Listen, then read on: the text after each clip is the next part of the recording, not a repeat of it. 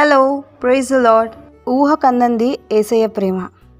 ఆయన ప్రేమను వివరించడానికి పదాలు సరిపోవు. మనుషులెవ్వరూ మనల్ని క్షమించలేని సమయంలో ఆయన చూపిన క్షమాపణ, కరుణ మర్చిపోలేనిది. నీ ఒంటరి దానివి, ఒంటరి వాడివి అయినప్పుడు, సొంత వారు నిన్ను హీనంగా చూసినప్పుడు, నీ వైపు మాట్లాడడానికి నీ వారిలో ఒక్కరు కూడా నీ పక్షాన లేనప్పుడు, ఆయన నీ పక్షాన నిలబడినది మర్చిపోలేనిది మధురమైన జ్ఞాపకం. ఎవరున్నారు ఆయనలాగా?